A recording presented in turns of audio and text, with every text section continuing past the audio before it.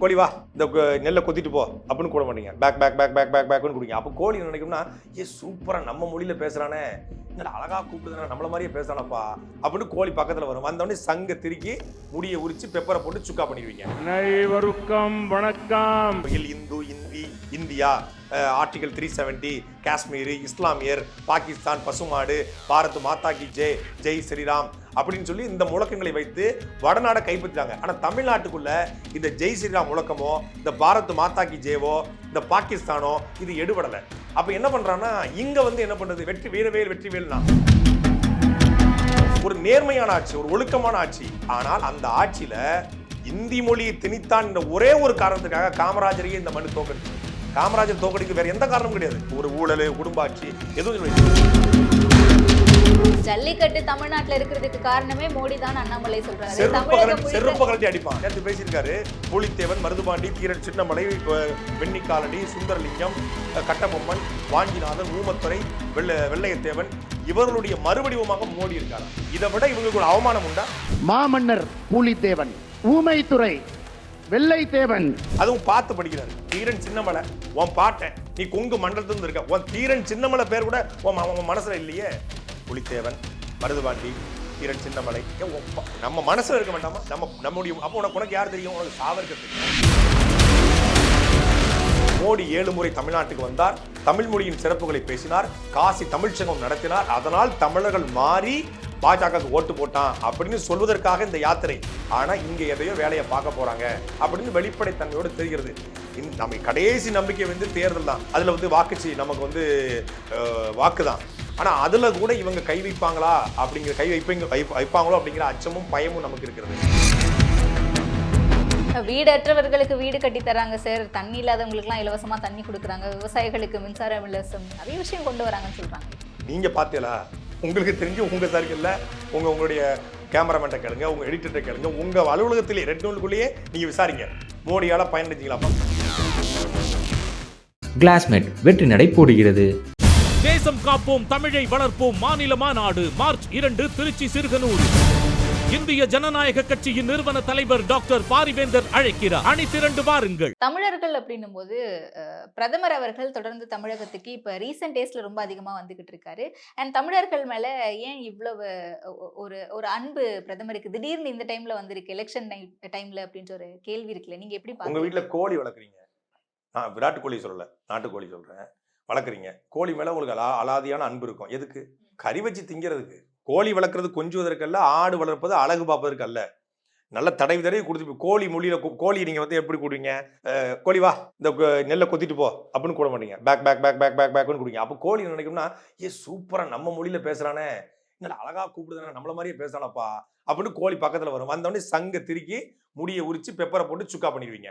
கோழி மொழியில கூப்பிடுவது கோழியை அறுப்பதற்காக. அப்படி மோடி தமிழ் மொழியை சிறப்பாக பேசும்போது தமிழருடைய ஓட்டை பறிக்க வடநாடு முழுக்க வந்து அவங்களுடைய கட்டுப்பாட்டில் இருக்கிறது. ராமர் கோயில், இந்தியா ஆர்டிகல் 370 காஷ்மீர் இஸ்லாமியர் பாகிஸ்தான் பசுமாடு பாரத் மாதா கி ஜெய் ஜெய் ஸ்ரீராம் அப்படின்னு சொல்லி இந்த முழக்கங்களை வைத்து வடநாடை கைப்பற்றிட்டாங்க. ஆனா தமிழ்நாட்டுக்குள்ள இந்த ஜெய் ஸ்ரீராம் முழக்கமோ இந்த பாரத் மாதா கி ஜெயவோ இந்த பாகிஸ்தானோ இது எடுபடலை. அப்ப என்ன பண்றான்னா இங்க வந்து என்ன பண்றது, வெற்றிவேல்னா அது ஏற்கனவே நாம் தமிழ்ச்சி முருகனை கையில வச்சிருக்குது, நீ தூர போன்ட்டான் வேல் யாத்திரை போய். அப்ப எதை கையில பிடிப்பது? தமிழருடைய உயிர் நாடியாக இருப்பது தமிழ் மொழி. காமராஜருடைய ஆட்சி என்பது மிகச்சிறந்த ஆட்சி. கிட்டத்தட்ட 14 அணைகள், 14,000 பள்ளிக்கூடங்கள், காலை உணவு திட்டம் என்று அவ்வளவு சிறப்பான ஆட்சி. பிஹெச்எல் கொண்டு வந்தாரு, கிண்டி தொழிற்சாலை கொண்டு வந்தாரு, புகைப்பட சுருள் தயாரிப்பு தொழிற்சாலை என்று எல்லாமே கொண்டு வந்தாங்க. ஒரு நேர்மையான ஆட்சி, ஒரு ஒழுக்கமான ஆட்சி. ஆனால் அந்த ஆட்சியில இந்தி மொழியை திணித்தான் என்ற ஒரே ஒரு காரணத்துக்காக காமராஜரையே இந்த மனு தோக்கடிச்சது. காமராஜர் தோக்கடிக்கு வேற எந்த காரணமும் கிடையாது. ஒரு ஊழல், குடும்ப ஆட்சி எதுவும் கிடையாது. இந்தி மொழியை காங்கிரஸ் திணித்தது. மொழிப்போர். அந்த மொழிப்போர்ல வந்து கிட்டத்தட்ட 18 பேர் தீக்குளிச்சு சாகுறாங்க. மிகப்பெரிய புரட்சி ஏற்படுது. அப்ப அந்த மொழியை வைத்து மொழியை யார் அழிக்க பார்த்தாலும் தமிழன் திமிரி எழுவான். ஏன்னா தமிழனுக்கு மிகப்பெரிய உயிர் நாடியா இருப்பது மொழி. அப்ப அந்த மொழியை பேசினா, அந்த மொழியை பெருமையா பேசினா, காசி தமிழ்ச்சங்கம் நடத்துறது யாரு? நான் தான். திருக்குறளை வந்து பெருமைப்படுத்துறது யாரு? நான் தான். தமிழ் மொழி சிறந்த மொழின்னு சொல்றது யார்? நான் தான். அப்படின்னு சொல்வது மூலமாக அப்பா எப்ப மோடியே தமிழ் பேசுறாரு, காஷ்மீர்ல போய் லடாக்ல இருக்கக்கூடிய ராணுவ வீரர்கிட்ட பனிமலையின் உச்சியில போயிட்டு பகுத்துண்டோ பல்லுயிர் ஒம்புதல் அப்படின்னு பேசுறாரு. அப்படின்னோடனே இவனுக்கு வந்து ஒரு கிரேஸ் வந்துடும், மோடியை பார்த்து ஓட்டு போட்டுருவான் அப்படிங்கிற மயக்கத்துல அதை தெரிந்து கொண்டு இவங்க தமிழ் மொழி பேசுறாங்க ஒழிய தமிழுக்கு பாரதிய ஜனதா கட்சி செஞ்ச ஒரு நன்மை சொல்லுங்க. சரி, தமிழ் மொழியை சிறப்பாக ஜல்லிக்கட்டு தமிழ்நாட்டுல இருக்கிறதுக்கு காரணமே மோடி தான் அண்ணாமலை சொல்றாரு. செருப்ப கழட்டி அடிப்பான். ஜல்லிக்கட்டுல போராடிய வீரர்கள் செருப்ப கழட்டி அடிப்பான். கிட்டத்தட்ட 7 நாட்கள் போராட்டம், 1 கோடி பேர் போராடி இருக்கிறான். நான் களத்துல நின்னேன். அன்னைக்கு அண்ணாமலை IPS படிச்சுட்டு கர்நாடகால வேலை பார்த்துக்கிட்டு இருந்தாரு. அண்ணாமுடைய பேட்ச்மெண்ட் இருப்பாங்கல்ல, IPS அதிகாரி, அவங்ககிட்ட கூப்பிட்டு கேளுங்க ஜல்லிக்கட்டு போராட்டம் எப்படி நடந்தது, அதை யார் முடக்கினார்கள், யார் அதை தூண்டி, யார் ஜல்லிக்கட்டு போராட்டத்துக்கு விதை போட்டாங்க, யார் யார் போராடினா, யார் யார் அடிபட்டா. இன்னைக்கும் ஜல்லிக்கட்டு போராட்டத்தில் போராடிய அந்த வீரர்களுக்கான தழும்புகள் இருக்கு. கிட்டத்தட்ட 1 கோடி பேர் போராடியது மட்டுமல்ல, சென்னைக்கும் மாட்டுக்கும் சம்பந்தம் கிடையாது. அவன் ஜல்லிக்கட்டு காலையே பார்த்துக்க மாட்டான். ஜல்லிக்கட்டு போட்ட என்னன்னு ஜல்லிக்கட்டு பேரே தெரியாது. கல்லூரி படித்துக் கொண்டிருந்த மாணவர்கள் இது மாட்டுக்கான போராட்டம் அல்ல, தமிழ்நாட்டுக்கான போராட்டம் என்று சொல்லி சென்னை மெரினா கடைகள் லட்சக்கணக்கான ஆணும் பெண்ணும் சேர்ந்து போராடினான். அந்த போராட்டத்தினுடைய விளைவின் காரணமாக மிகப்பெரிய தாக்கம் ஏற்பட்டு தமிழ்நாடு அரசு தீர்மானம் நிறைவேற்றி அந்த தீர்மானத்தின் மூலமாக உச்சநீதிமன்றத்தில் போய் வழக்கு தொடர்ந்து அந்த வழக்குல வென்று அதன் பிறகு பாராளுமன்றத்தில் தீர்மானம் நிறைவேற்றப்பட்டதை ஒழிய மோடி ஆட்சிக்கு வந்த உடனே ஜல்லிக்கட்டு தடை உடைக்கப்பட்டதா? 2009 பீட்டா வழக்கு போடுறாங்க. 2009 வழக்கு போட்டு 2012 காலகட்டத்தில் தான் வந்து ஜல்லிக்கட்டுக்கான தடை வருது. 13, 14, 15 மோடி ஆட்சிக்கு வந்த பிறகு 2 ஆண்டுகள் ஜல்லிக்கட்டு போட்டி நடைபெறலையே. 14, 15, 16, 17 வந்து மொத்தமா நடக்காது அப்படின்னு தெரிஞ்சதுக்கு அப்புறம் தான் இவங்க என்ன பண்றாங்க, கொதிச்செழுறாங்க. அதுக்கப்புறம் தான் போராட்டம் நடக்குது. இதுல வந்து சீமானுடைய பங்களிப்பு மிகப்பெரிய பங்களிப்பு இருக்குது. ஜல்லிக்கட்டு பேரவையுடைய பங்களிப்பு இருக்குது. இன்னைக்கு திருச்சி வேட்பாளர் பட்டியல் ஜல்லிக்கட்டு ராஜேஷ் உடைய பங்களிப்பு மிகப்பெரிய பங்களிப்பு இருக்கு. அலங்காநல்லூர் மக்கள், பாலமேடு மக்கள், அங்க இருக்கக்கூடிய ஜல்லிக்கட்டு காளை வளர்க்குறவங்க, காளை மாடுபிடி வீரர்கள், இவங்க எல்லாரும் கிடந்து கத்தி கதறி கூப்பாடு போட்ட பிறகு அது ஒரு மாநில செய்தியா மாறுது. அந்த காலகட்டத்தில் ஜெயலலிதாவுடைய மரணத்தை தாண்டி அதிமுக மிகப்பெரிய குழப்படி நிலவுது. அந்த குழப்படியை சரி பண்ணதுக்கு இவங்க என்ன பண்றாங்கன்னா, ஜல்லிக்கட்டு போட்டிய இந்த போராட்டத்தை போராட்டம் நடக்கட்டும், அப்படியாவது அதிமுக குழப்பம் வந்து வெளியே தெரியாம இருக்குன்னு சொல்லி அன்றைக்கு இருந்த அதிமுக அரசு என்ன பண்ணுதா, OPS தலைமையில் இருந்த அதிமுக அரசு இந்த போராட்டத்தை வந்து முடக்க நினைக்கல. அதுதான் அவங்க பண்ண ஒரே பிளஸ். அதனாலதான் அவனை ஜல்லிக்கட்டு நாயகன்னு சொல்றாங்க. அவருக்கும் ஜல்லிக்கட்டுக்கும் எந்த சம்பந்தமும் கிடையாது. ஆனா என்ன பண்ணாருன்னா, தன் மீதான விமர்சனங்களை சரி செய்ய ஜல்லிக்கட்டு போட்டி அந்த போராட்டம் நடைபெறுவதை தடுக்கல. 7ஆம் நாள் போராட்டம் தான் வந்து காவல்துறை தடியை நடத்துறாங்க. நீங்க பார்த்துருப்பீங்க, ஆட்டோவை போய் ஒரு போலீஸ் அதிகாரி எரிப்பாரு. சென்னையில் வந்து மிகப்பெரிய கலவரம் ஏற்பட்டுச்சு. ஆனா அது 7 நாள் போராட விட்டாங்க. அந்த போராட்டத்தின் விளைவு தான் ஜல்லிக்கட்டு போட்டிக்கான தடை உடைக்கப்பட்டதை ஒழிய மோடிக்கும் அதுக்கும் துளி அளவு கூட சம்பந்தம் கிடையாது. சும்மா ஏதாவது அண்ணாமலை வந்து என்ன சொல்றது, எதை சொன்னாலும் மக்கள் நம்புவாங்க. 22,000 புத்தகத்தை படிச்சேன்னு சொன்னா மக்கள் நம்புறான். இது வந்து ரஃபேல் விமானத்தை கட்டப்பட்ட ஸ்பேர்ல கட்டப்பட்ட வாட்சி, தயாரிக்கப்பட்ட வாட்சினா மக்கள் நம்புறான் அப்படின்னு சொல்லி அடிச்சு விடுறாரு. இன்னைக்கு காலையில நேற்று பேசியிருக்காரு. புலித்தேவன், மருதுபாண்டி, தீரன் சின்னமலை, வெண்ணிக்காலடி, சுந்தரலிங்கம், கட்டபொம்மன், வாஞ்சிநாதன், ஊமத்துறை, வெள்ளையத்தேவன் இவர்களுடைய மறுவடிவமாக மோடி இருக்காராம். இதை விட இவங்களுக்கு ஒரு அவமானம் உண்டா? புலித்தேவனும் மோடியும் ஒன்னா? என்னுடைய நிலத்திலிருந்து ஒரு நெல்மணியை கூட வரியாக தரமாட்டேன்னு சொன்ன புலித்தேவன் எங்க? ஒட்டுமொத்த நாட்டையும் கார்பரேட்டை கொடுத்த மோடி எங்க? நீ கார்பரேட் அடிமை, நீ அம்பானி அடிமை, அதானி அடிமை, லலித் மோடி, நிரவ் மோடியோடைய அடிமை. நீ ஒட்டுமொத்தமாக நாட்டை வந்து கார்பரேட் கொடுத்த அடிமை. புலித்தேவனும் மருதுபாண்டியும் தீரன் சின்னமலையும் அந்த வெள்ளைக்காரனை எடுத்து ஓட விரட்டி அடிச்சவன். அவர்களை கொண்டு போய் நீ மோடி கூட ஒப்பிடுற? மோடியும் அவர்களும் ஒன்னா? மோடி இப்படி வந்து துணிச்சு விடணும். சீனால 25 கிலோமீட்டர் உள்ள வந்துட்டான் லடாக் எல்லைக்குள்ள. அடிச்சு விரட்டுறதுக்கு உனக்கு வக்கு இல்லை. ஒவ்வொரு நாளும் உன்னுடைய மீனவனை சிங்களவன் அடிச்சு விரட்டுறான். வலைகளை வந்து அறுத்துட்டு போறான். ஒவ்வொரு நாளும் வந்து படகளை உடைக்கிறான். அந்த சின்ன நாடு, சுண்டக்கா நாடு இலங்கை, அந்த இலங்கையோடு சண்டை போடுவதற்கு அவனை எதிர்த்து பேச வக்கற்ற மோடியோடு என் பாட்டன் புலித்தேவன் நீ எப்படி ஒப்பிடுவ? அப்ப எந்த வரலாறும் இந்த கூமுட்டை அண்ணாமலைக்கு இல்லைன்னு தெரியுது. அதுவும் பார்த்து படிக்கிறாரு. தீரன் சின்னமலை உன் பாட்டன், நீ கொங்கு மண்டலத்திலிருந்து இருக்க, உன் தீரன் சின்னமலை பேர் கூட உன் மனசுல இல்லையே. புலித்தேவன், மருதுபாண்டி, தீரன் சின்னமலை நம்ம மனசுல இருக்க வேண்டாமா? நம்முடைய அப்போ உனக்கு யார் தெரியும்? உனக்கு சாவர்கர் தெரியும், கோல்வார்கர் தெரியும், உனக்கு வந்து மோகன் பகவத் தெரியும், மங்கள் பாண்டே தெரியும், வீர சிவாஜி தெரியும். அது உன்னுடைய கூட்டத்துக்கு. எங்கள் பாட்டன் புலித்தேவனும் மருதுபாண்டியும் தீரன் சின்னமலையும் அழகுமுத்துக்கோனும் எப்படி உங்களுக்கு தெரியும்? ஏன்னா அந்த வரலாறே RSS உடைய முகாமிலையோ BJP கூடாரத்திலையோ அந்த வரலாறே சொல்லப்படாது. இந்தியாவினுடைய முதல் சுதந்திர போராட்ட வீரன் யாருன்னு கேட்டீங்கன்னா அவன் மங்கள் பாண்டேமா. புலித்தேவனை மறைச்சிருவான். அப்படிப்பட்ட ஒரு இயக்கத்துடைய மோடிக்கெல்லாம் வந்து இங்க ஒருபோதும் ஆதரவு இருக்காது. இருப்பது போல ஒரு பிம்பத்தை கட்டமைக்கிறாங்க. நீங்கள் கேட்ட கேள்வியில தமிழ் மொழியை பேசுவதனாலேயே அவர் வந்து தமிழராகவோ தமிழர் வந்து ஆதரவாளர் இருக்க முடியாது. கருணாநிதியை விட ஒரு தமிழ் பற்றாளர் இருக்காரா? தமிழ் பற்றாளர் கூட காட்டி கொண்டவர். உலங்கவர் ஓவியமே, உற்சாக காவியமே, ஓடை நலுமலரே, உடையவள் புதுநலமே, அன்பே, அழகே, அமுதே, இன்பமே, இனிய தென்றலே, மரகதமணியே, மாணிக்க சுடரே, மன்மத விளக்கே, அழகா இருக்கிற கேட்கறதுக்கு. இந்த கருணாநிதி தான் சார் தமிழ் மொழிக்கு செம்மொழி அந்தஸ்தெல்லாம் வாங்கி கொடுத்திருக்காரு. நம்ம எப்படி சார் எப்படி தமிழ் மொழி தானே செம்மொழி அந்தஸ்து வாங்கி கொடுத்தாரு. ஒன்றும் இதுவுக்கு வாங்கி கொடுக்கலையே, கர்நாடகா மொழிக்கோ கன்னடத்துக்கோ தெலுங்குக்கோ. தமிழ் மொழி ஏற்கனவே செம்மொழி தானே. அதாவது உங்க பேர் என்ன? அபர்ணா. அபர்ணாவுக்கு அபர்ணான்னு பேர் வச்சாங்க. எப்படி இருக்கு? உங்க பேரே அபர்ணா தான்.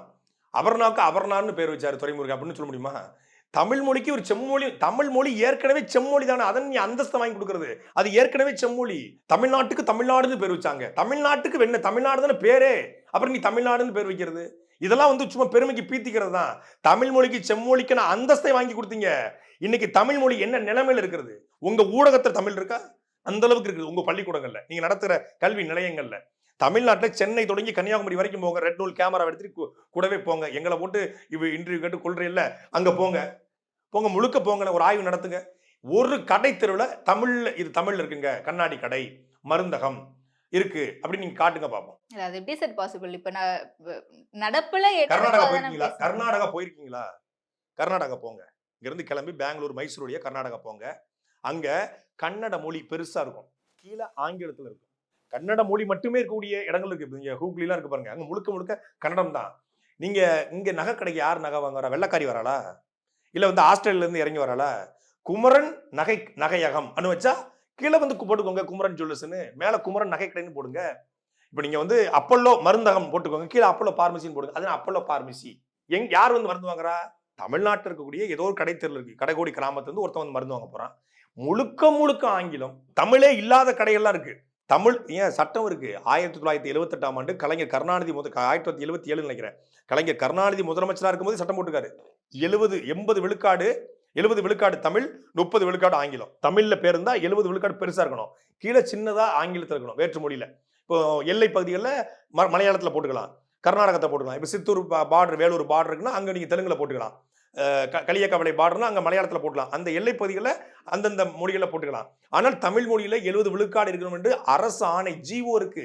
அது நடைமுறைப்படுத்தப்படுகிறதா? இவங்க எல்லாமே பண்ணுவாங்க. அன்னை தமிழில் அர்ச்சனை, தமிழிலும் அர்ச்சனை செய்யப்படும். நீ என்ன இருந்திருக்கணும்? தமிழில் அர்ச்சனை செய்யப்படும் இருக்கணுமா இல்லையா?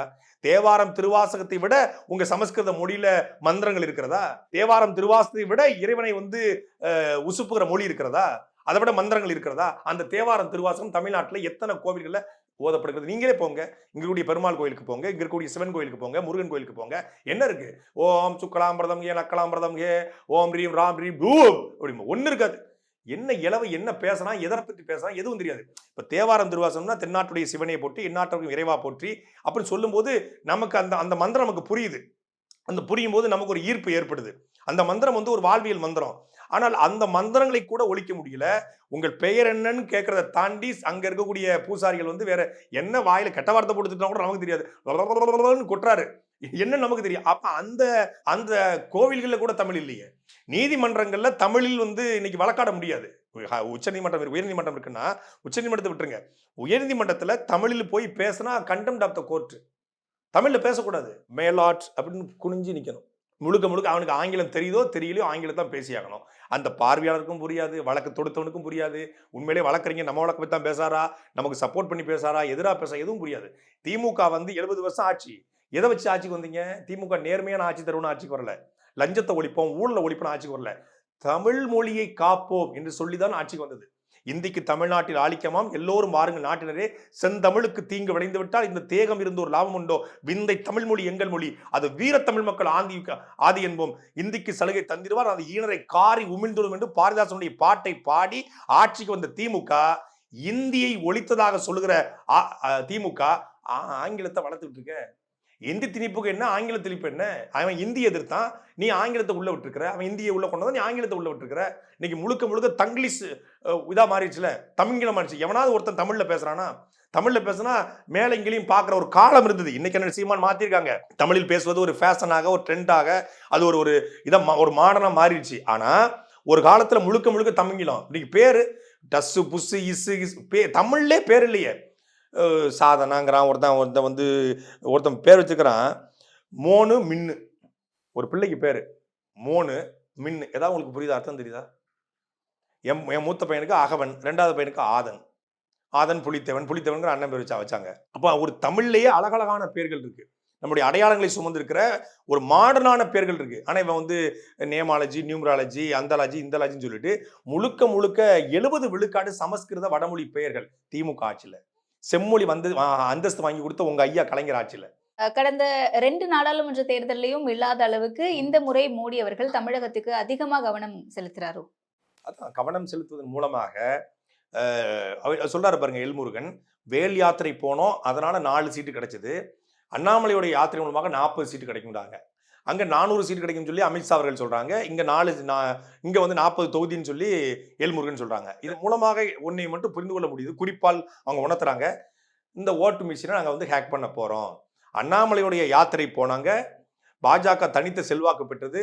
மோடி 7 முறை தமிழ்நாட்டுக்கு வந்தார், தமிழ் மொழியின் சிறப்புகளை பேசினார், காசி தமிழ்ச்சங்கம் நடத்தினார், அதனால் தமிழர்கள் மாறி பாஜக ஓட்டு போட்டான் அப்படின்னு சொல்வதற்காக இந்த யாத்திரை. ஆனா இங்க எதையோ வேலையை பார்க்க போறாங்க அப்படின்னு வெளிப்படைத்தன்மையோடு தெரிகிறது. நம்ம கடைசி நம்பிக்கை வந்து தேர்தல் தான். அதுல வந்து வாக்குச்சி நமக்கு வந்து வாக்குதான். ஆனா அதுல கூட இவங்க கை வைப்பாங்களா அப்படிங்கிற வைப்பாங்களோ அப்படிங்கிற அச்சமும் பயமும் நமக்கு இருக்கிறது. மோடி அடிக்கடி வருவதற்கான காரணம், எப்படியாவது தமிழ்நாட்டை தன்னுடைய கட்டுப்பாட்டில் கொண்டு வரணும். தென் மாநிலங்களில் தமிழ்நாட்டை வந்து கையில் எடுத்துட்டா கேரளா, ஆந்திரா, கர்நாடகாவில் எளிதாக வந்து நுழைஞ்சிடலாம். தென் மாநிலங்களை மட்டும்தான் நுழைய முடியல அப்படிங்கிறதுக்காக திட்டமிட்டு நுழைய பார்க்குறாங்க. ஆனால் இந்த மண் வல்லார் மண், வைகுந்தர் மண். இது முத்துராமலிங்க தேவரும் காமராஜரும் கக்கனும் போராடி மீட்ட மண். இங்க ஒருபோதும் வாய்ப்பு கிடையாது. இங்க சாவர்கர் வாரிசுகள் யாரும் கிடையாது.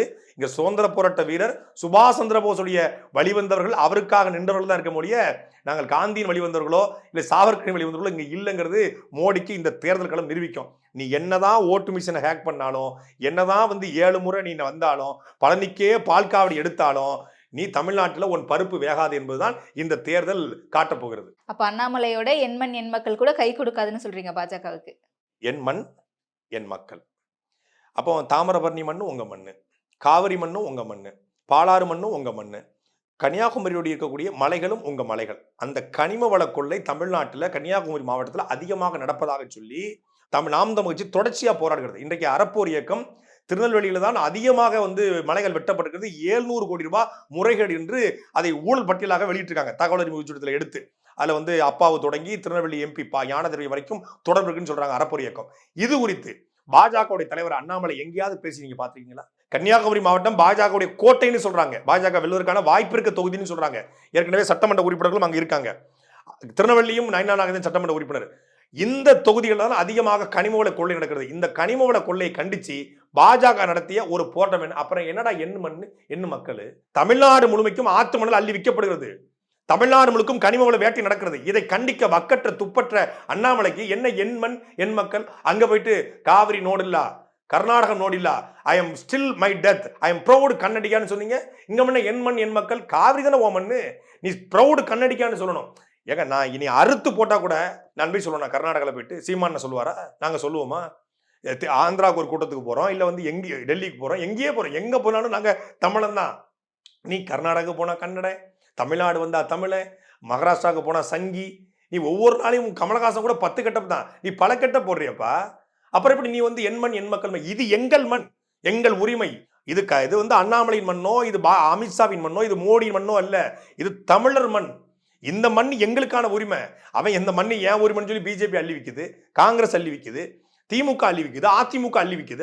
நீங்க சொல்லுங்க, பாஜக உறுப்பினர்கள் ஆத்துமணல் கொள்ளையில ஈடுபடலன்னு சொல்லுங்க. கனிமவள கொள்ளையில பாஜக உறுப்பினர் ஈடுபடலன்னு சொல்லுங்க. அபின் விற்கிறவன், கஞ்சா விற்கிறவன், ஹெராயின் விற்கிறவன், ஆத்துமணல் அள்ளி விற்கிறவன், கனிமவளத்தை கொள்ளையடிக்கிறவன், ஊழல் செய்யறவன், லஞ்சம் வைக்கிறவன், இன்னைக்கு மயிலாடுதுறையில வந்து ஆதினத்தை மிரட்டி 20 கோடி ரூபாய் பணம் கட்டவன், இவனுக்கெல்லாம் பொறுப்பு கொடுத்து வச்சுக்கிட்டு நீ என்ன எண் மண் எண் மக்கள்? இது அப்பட்டமான தோல்வியில் முடிந்திருக்கிறது. பல கோடியை செலவு பண்ணியிருக்காங்க. பல கோடியை செலவு பண்ணி ஒரு ஊதப்பட்ட பிம்பம் போல பெருசா காட்டியிருக்காங்க. உண்மையில் நான் வெளிப்படையா கேட்கிறேன், ஒரு தமிழனாக நாம் தமிழர் கட்சியை விட்டுருங்க, சாட்டை அப்படிங்கிறத விட்டுருங்க, எல்லாம் ஒரு சாதாரண ஒரு இந்தியாவினுடைய குடிமகனாக, ஒரு தமிழ்நாட்டுடைய தமிழனாக நான் ஏன் பாஜக ஓட்டு பண்ணணும்? பாஜக எனக்கு செய்த நன்மை என்ன சொல்றேன்? இது பிரதான் மந்திரி ஆவாஸ் யோஜனா, உற்சவ் திட்டம், உஜ்ஜவ் திட்டம் என்ன சொல்றாங்க.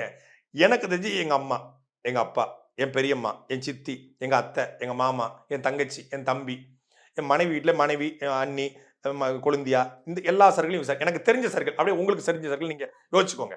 எனக்கு தெரிஞ்ச சர்க்கிளில் மோடியா நான் சத்தியமாக கேட்டேன் நேற்று, ஏதாவது உனக்கு தெரிஞ்சு மோடியால் பயனடைஞ்ச யாராக இருக்காங்களா அப்படின்னு என் தம்பிகிட்ட கேட்டேன், இல்லைங்கிறான்.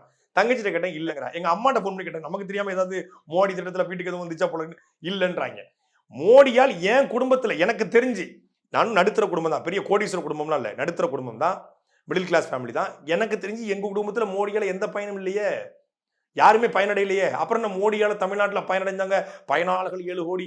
வீடற்றவர்களுக்கு வீடு கட்டி தராங்க சார், தண்ணி இல்லாதவங்களுக்குலாம் இலவசமா தண்ணி கொடுக்குறாங்க, விவசாயிகளுக்கு மின்சாரம் இலவசம், நிறைய விஷயம் கொண்டு வராங்கன்னு சொல்றாங்களே. நீங்க பாத்தீங்களா? உங்களுக்கு தெரிஞ்சு உங்க சர்க்கிள்ல உங்களுடைய கேமராமேன்ட்ட கேளுங்க, உங்க எடிட்டர்கிட்ட கேளுங்க, உங்க அலுவலகத்திலேயே ரெட் நூலுக்குள்ளேயே நீங்க விசாரிங்க, மோடியால பயனடைஞ்சிங்களாப்பா, உங்களுக்கு ஏதாவது கிடைச்சதா, உங்க அம்மா அப்பா, உங்க சித்தி பெரியம்மா, உங்கள் பொண்ணு எடுத்தவர்கள் பொண்ணு கொடுத்தவர்கள் மாதிரி சிட்டிசன் படத்தில் அஜித் சொல்ற மாதிரி கேளுங்க. அப்படி யாருமே கிடையாது. இவங்க பயனடைவங்க யாருன்னா பாஜகவுடைய கட்சிக்காரங்க. அந்த கட்சிக்காரங்களுக்கு இவங்க ஆஃபர் பண்றாங்க. இந்த திட்டத்தின் மூலமாக முழுக்க கொள்ளையடிக்கப்படுகிறது. பிஎம் ஃபண்டு கொள்ளையடிக்கப்படுகிறது, பிரதம மந்திரியுடைய நிதிகள் கொள்ளையடிக்கப்படுது, திட்டங்கள் கொள்ளையடிக்கப்படுகிறது. அதை வச்சு பாஜக கட்சிக்காரன் வளர்றான ஒழிய மக்களுக்கு போய் சேரல. நான் ஆட்சிக்கு வந்தால் 2 வருஷத்துக்குள்ள இந்தியா முழுக்க எல்லோருக்கும் கழிவறை, மோடி சொன்னாரா இல்லையா, செஞ்சிருக்காரா? இப்ப திருப்பி சொல்றாங்க, 2010 வருஷம் ஆட்சி முடிஞ்சிருச்சு, இவன் மீண்டும் இந்த வருஷம் பட்ஜெட்ல நிர்மலா சீதாராமன் சொல்றாங்க ஒவ்வொரு ஆண்டும் 80 லட்சம் புதிய கழிவறைகளை கட்டி கொடுப்போம். இப்போ 2014 அதானே சொன்னீங்க, நான் ஆட்சிக்கு வந்தால் பெட்ரோல் டீசல் விலையை குறைப்பேன், அப்படி குறைக்கலன்னா 100 நாள்ல பெட்ரோலை கொண்டு வந்து எண்ணி எறிகினாரு. பல பேர் கேனோட போனா, ஆனா இவரை காணோம், வெளிநாடு பறந்து போயிட்டாரு. இந்த டிமானிசேஷன்ல 1000 நோட்டு 500 நோட்டை வந்து ஒழிச்சிட்டா, புதிய 1000 நோட்டு 500 நோட்டு வந்துட்டா, 2000 நோட்டு வந்தா நாட்டில் மிகப்பெரிய வளர்ச்சி ஏற்பட்டும், புதிய இந்தியா பிறந்துடும். நாடு வல்லரசாயிரும் சொன்னாங்க, நாங்களும் வல்லரசாயிரணும்னு அப்படி வாயை பிறந்து மேலே பார்த்துக்கிட்டு ஈரச்சாக்க போட்டு காத்திருந்தோம், வல்லரசாக போதுராய் அப்படின்னு. கடைசியில் பார்த்தா 1000 நோட்டு ஒழிஞ்சு 500 வந்துச்சு, புதுசு 2000 வந்துச்சு. அப்புறம் அந்த 2000 செல்லாது, இந்த 500 மட்டும் தான். இதுக்கு எதுக்குடா, பருத்தி மூட்டை குடோன்லேயே இருந்துக்கலாமே, இதனால தீவிரவாதம் ஒழிஞ்சிரும், பயங்கரவாதம் ஒழிஞ்சிரும்னாங்க. திருப்பி தான் புல்வாமால தாக்குதல் நடந்தது. நீங்க இந்த 1000 நோட்டு 2000 நோட்டு இது பண்ணப்பட்ட பிறகு, இந்த நோட்டுகள்லாம் ஒழிக்கப்பட்ட பிறகுதான் புல்வாமா தாக்குதல் நடந்தது. அப்ப என்ன பயங்கரவாதம் நீங்க ஒழிச்சிருக்கீங்க? அதுக்கப்புறம் ஜிஎஸ்டி கொண்டு வந்தாங்க. ஜிஎஸ்டி கொண்டு வந்தா நாடு வளரும், புதிய இந்தியா பிறந்துரும் அப்படின்னாங்க. ரஜினிகாந்த் கூட ஹார்லிக்ஸ் பாட்டு பூஸ்ட்லாம் வாங்கிட்டு அந்த புதிய இந்தியா பார்க்கறதுக்கு ஹாஸ்பிட்டல்லாம் போய் பார்த்து வந்தாரு பிறந்த உடனே. அதுக்கப்புறம் அந்த புதிய இந்தியா என்னாச்சுன்னு தெரியல. இப்ப சொல்றாங்க 2047 தான் புதிய இந்தியா பிறக்குமா, 2047 தான் வல்லரசாகுமா. எத்தனை வருஷம் பாருங்க, இன்னும் 23 வருஷம் நம்ம காத்திருக்கணும். இந்த 23 வருஷம் நீங்களும் நானும் இருப்போமான்னு கூட தெரியல. நீங்க இருப்பீங்க, நாங்களாம் இருப்போமான்னு தெரியல, ஏன்னா என்ன பண்ணுவாங்கன்னு தெரியாது அந்த ஆட்சியில. அப்ப இன்னொரு 23 வருஷம் காத்திருக்க, 23 வருஷம் மோடிக்கு ஓட்டு போடணும்னு சொல்ல வராங்க. அப்ப முழுக்க 10 ஆண்டு காலத்துல மக்களை ஏமாற்றுகிற ஒரு அரசியல் நடந்திருக்க ஒழிய வடநாட்டு மக்கள் எளிதா நம்பிடுவாங்க. ஏன்னா படிப்பறிவற்ற மக்கள், அவங்களுக்கான தொலைக்காட்சி ஊடகங்களோ யூடியூப்ஸோ எதுவுமே கிடையாது. தமிழ்நாட்டில் இருப்பது போல அங்கே நீங்கள் தமிழ்நாடு அரசு கூட நம்ம நிறைய ரெஸ்ட்ரிக்ஷன் கொண்டு வராங்கன்னு சொல்கிறோம், இந்த கருத்து சுதந்திரம் இல்லைன்னு சொல்கிறோம். ஆனால் மற்ற மாநிலங்களை ஒப்பிடும்போது தமிழ்நாட்டில் இருக்கக்கூடிய கருத்து சுதந்திரம் உண்மையிலே அதிகம். கேரளாவில் இப்போ என்னை போலவோ சவுக்கு சங்கர் மீது எனக்கு விமர்சனம் உண்டு, ஆனால் சவுக்கு சங்கர் போலவோ மாரிதாஸ் போலவோ இங்கே இருக்கக்கூடிய ஊடகங்கள் போலவோ யாருமே பேச முடியாது, வாய்ப்பே கிடையாது. ஒரே நாள் என்ன தெரியுமா, வழக்கெல்லாம் பண்ணுவான், சுட்டு போட்டு போயிடுவான். நீங்கள் வடநாடுகளில் நீங்கள் போய் இத்தனை யூடியூப் சேனல் இருக்கா தேடி பாருங்க. இப்போ தமிழ்நாட்டில் இருக்கு ஆதன், ரெட் நூலு, IndiaGlitz, Behindwoods, Galatta, என்னென்னமோ சேனல்ஸ் இருக்குல்ல. இது மாதிரி நீங்கள் வடநாட்டில் ஒரு யூடியூப் சேனலை காட்டுங்க, ரெட் நூலுடைய பிரான்ச் நீங்கள் போடுங்களேன். வடநாட்டில் போட முடியாது, பேச முடியாது. மெயின் ஸ்ட்ரீம் மீடியா மட்டும்தான், CNN, டைம்ஸ் ஆஃப் இந்தியா, இது போன்ற சேனல்கள் மட்டும்தான், அவங்க கொடுக்கறது மட்டும்தான் செய்தி. அதை தாண்டி இண்டிவிஜுவலாக யாராவது இண்டிபெண்டாக பேசினா உண்டு. அப்படி பேசினாலும் வழக்கு போட்டு அரெஸ்ட் பண்ணி உள்ளே போடுவான், இல்லைன்னா என்ஐஏ ரைடு விடுவான், இல்லை இடி ரைடு விடுவான், இல்லை ஐடி ரைடு விடுவான், இல்லை சுட்டு கொல்லுவான். கௌரி லங்கேஷ் இண்டிபெண்டாக பேசினாங்க, என்னாச்சு நிலைமை, வீழ்த்தப்பட்டாங்க. ஆனந்த் டெல்டும்டே அம்பேத்கருடைய பேரை என்னாச்சு, தூக்கி உள்ளே போட்டு 2 வருஷம் ஜெயிலில் வச்சுட்டான். பேசவே முடியாத ஒரு நிலைமை தான் இந்தியா முழுக்க இருக்கிறது. அப்போ அந்த வடநாட்டு மக்களை எளிதாக ஏமாற்ற முடியும். ராமர் கோயில், இந்தியா, அதே போல இந்த இஸ்லாமியர்கள் எல்லோருமே நம்முடைய முன்னோர்களை அழித்தவர்கள். இவர்கள் அக்பருடைய வாரிசுகள், பாபருடைய வாரிசுகள், அவுரங்கசீப்புடைய வாரிசுகள். இவர்கள் நம் முன்னோர்களை அழித்தவர்கள், நம் பெண்களை அழித்தவர்கள், ராஜ்புட் வம்சத்தையே கொளுத்தியவர்கள் அப்படின்னு சொல்லி பொய்யான வரலாறை சொல்லி இஸ்லாமிய வெறுப்பை காட்டி ஓட்டை பறிக்க முடியும். ஆனால் தமிழ் நிலத்துக்குள்ள அப்படி செய்ய முடியாது. இங்கே இஸ்லாமியர், இந்து, கிறிஸ்தவர்கள் பிணைஞ்சு போயிருப்பாங்க. ஒரு 200 வருஷத்துக்கு முன்னாடி நம்ம சொந்தக்காரன் தான் கிறிஸ்தவரை மாறி இருப்பாங்க, இல்லை இஸ்லாமியரை மாறி இருப்பாங்க. அந்த புரிதல் இருக்கு. இப்போ நீங்கள் வந்து ஒருத்தர் பார்த்தா ஒரு ஹிமாயின் அப்படின்னு இருக்காருன்னா அவரோட தாத்தா பேர் விசாரிச்சு பார்த்தா சுப்பையா தேவரா இருப்பார், இல்லை சுப்பையா நாடார் இருப்பார், இல்லை சுப்பையா போனாரா இருப்பார். அப்படி நம்மகிட்ட தான் வந்திருப்பாங்க. ஏதோ ஒரு காரணத்துக்காக இஸ்லாமியராகவோ கிறிஸ்தவராக மாறி இருப்பாங்க. அந்த புரிதல் ஒட்டுமொத்தமான தமிழருக்கு உண்டு. நம்ம ஆளுப்பா அவன், இங்கே வயசு கம்மியாக இருந்தால் மாப்பிள்ளை, வயசுக்கு மூத்து இருந்தால் மச்சான், மாமா அப்படிங்கிற கூப்பிட்ற உறவு முறை இஸ்லாமியர்களுக்கும் இந்துக்களுக்கும் இருக்கிறது. அதனால் இங்கே உடைக்க முடியல. இங்கே வேளாங்கண்ணி கோயிலுக்கும் போகிறவங்க இருக்கான், ராமர் கோயிலுக்கும் ராமேஸ்வரம் கோயிலுக்கும் போகிறவங்க இருக்காங்க, ஏற்காடு தர்காவுக்கும் போகிறவங்க இருக்காங்க, ஏர்வாடி தர்காவுக்கும் போகிறவங்க. அதே போல் வந்து பழனி கோயிலுக்கு போகக்கூடிய இஸ்லாமியர் இருக்காங்க, வேளாங்கண்ணிக்கு கோயிலுக்கு இஸ்லாமியர் இருக்காங்க. கிறிஸ்தவர்கள் வந்து ஏர்வாடி தர்காவுக்கு போவாங்க, பள்ளிவாசலுக்கு போவாங்க. ஒரு பள்ளிவாசலை கிராஸ் பண்ணி போகும்போது கூட அல்லாஹ் காப்பாற்றிட்டு போவோம். தும்மல் போடும்போது கூட அல்லா முருகா அப்பா அப்படின்னு போடக்கூடிய ஆட்கள் இருக்காங்க. எல்லாத்தையும் ஒன்னாக பார்க்கக்கூடிய மக்கள். மதத்தை ஒரு வழிபாடாக மக்கள் வாழ்வியலா பார்க்கல. மதம் என்பது வழிபாடு, கடவுள் என்பது வழிபாடு தான், அது வாழ்க்கை கிடையாது அப்படிங்கிற புரிதல் ஒவ்வொரு தமிழருக்கும் சித்தாந்த ரீதியாக உண்டு. ஏன்னா சைவ மடங்களும் வைண மடங்களும் வாழ்ந்த தமிழ்நாடு, தேவாரம் திருவாசகம் பாடிய தமிழ்நாடு. அதனால இந்த மதத்தை வைத்து வாக்கை பெறக்கூடிய சூழல் இங்க இல்லை. அப்படிங்கிறதுனால மோடி போன்ற ஆட்களை கூட்டு வந்து பொய் பரப்புரை பண்ணி ஓட்ட பறிச்சிடலான்னு பாஜக நினைக்குது. அது ஒருபோதும் நடக்காது என்பதை இந்த தேர்தல் காட்டும். நிச்சயமா சார், தொடர்ந்து பேசும் நேரத்திற்கு ரொம்ப நன்றி. கிளாஸ்மேட் வெற்றி நடை போடுகிறது. தேசம் காப்போம் தமிழை வளர்ப்போம் மாநில மாநாடு மார்ச் 2 திருச்சி சிறுகனூர். இந்திய ஜனநாயக கட்சியின் நிறுவன தலைவர் டாக்டர் பாரிவேந்தர் அழைக்கிறார். அணிதிரண்டு வாருங்கள்.